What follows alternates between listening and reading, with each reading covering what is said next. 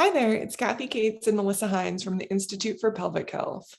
And you're watching Demystifying the Pelvic Floor, weekly videos providing real and simplified pelvic floor education for your real clinical situations. We've got you covered. And today we're going to chat about dilators. So Kathy's Woohoo! got her set. Check it Of out. course, she does at home. So these are the intimate rose dilators that we love. They're silicone. They have more pliability to them. So they're just like a little bit more realistic versus the plastic or the glass. And there's pros and cons to all of them, but for the most part, like I hardly recommend the plastic. Do you ever recommend the plastic or glass? Very rarely, which is reminding me I want to ask you about recommendations maybe at another point for plastic or glass ones, but I'd say 95% of the 98% of the time, these intimate rose ones are great. They're medical grade Yeah. silicone, and you can even see like the first size one is literally like the same diameter almost as your pinky. And it's just about, my hands are So small, but small. it's just about the same length as well. And don't you find, Melissa, it's super helpful to like just get them out for people and maybe even like just be like, okay, here we go.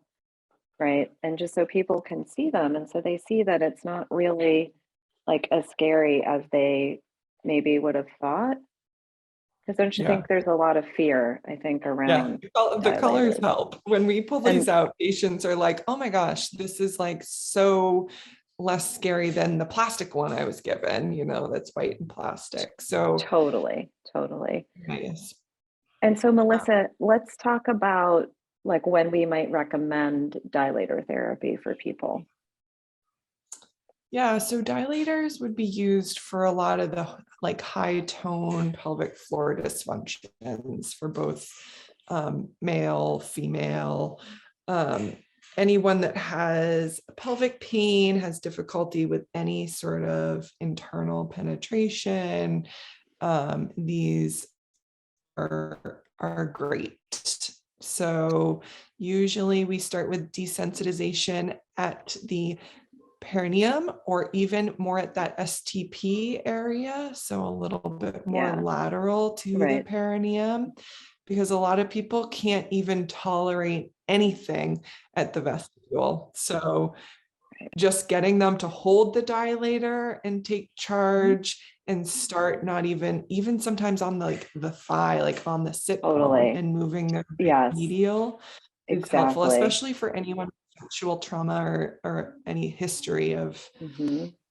abuse. So generally when we're working on this area, you're starting pretty gently. So with that size, you're applying, like equivalent to like your nail bed turning white, like that amount of pressure where you're getting a gentle stretch. It should feel therapeutic in nature, never painful. You should be Right. able to breathe through it, feel like it's softening. There is going to be some discomfort with that, and educating your patients on that. It's never pain, but it's like when you're stretching out your tight hamstrings, sometimes it's a little Right. bit uncomfortable.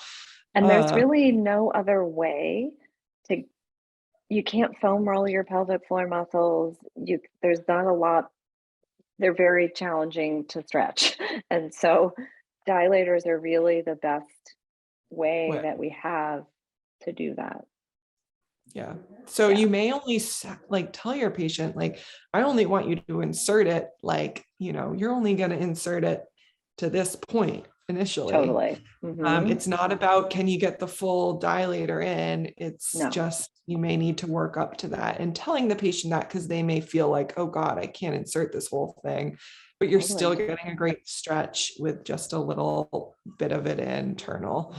And I Um, find it helpful sometimes to help, like when people get the dilators, they bring them in and then we actually like I will help place the first one. It's usually people that with like very hypertonic pelvic floor muscles that can't, your vaginismus, your vulvodynia, vestibulodynia patients where you would really, us helping to place the dilator, like very gently, maybe even just to that much.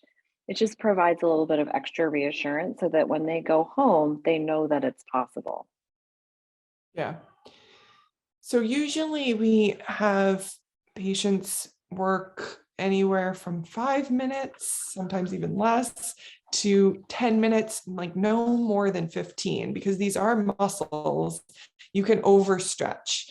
And that will create more symptoms, or they might tighten back up because it's like just too much stretch to the area.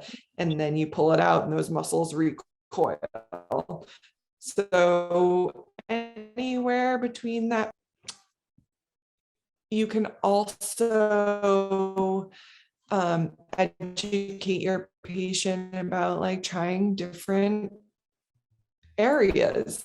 Like you put some pillows, you can then try in the bathtub, or standing in the shower, but you've got to, that's kind of a upper level. Advanced. If you're have a lot of hypertonicity, you probably are not standing doing this. And that's a wrap. Did you like this video? If so, hit like and subscribe. Please share with your colleagues and let us know how you have done your training for pelvic health. And subscribe to our email list at instituteforpelvichealth.com to get your free guide, 4 tips for managing your challenging pelvic exam. And you'll get access to our weekly pelvic health content. And be sure to find us on Instagram, Facebook, and LinkedIn, where we'll post more pelvic health tips.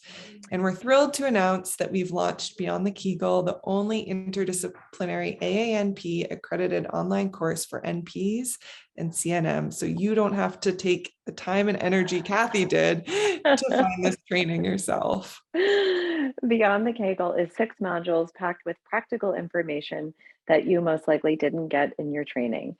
You'll get videos, templates, patient education handouts in English and Spanish, hands-on demos, everything you need to confidently help your patients with pelvic floor dysfunction. By simplifying the pelvic floor, we'll improve patient outcomes and your provider experience. Thanks for watching and spreading the word. Let's revolutionize pelvic health. We'll see you soon.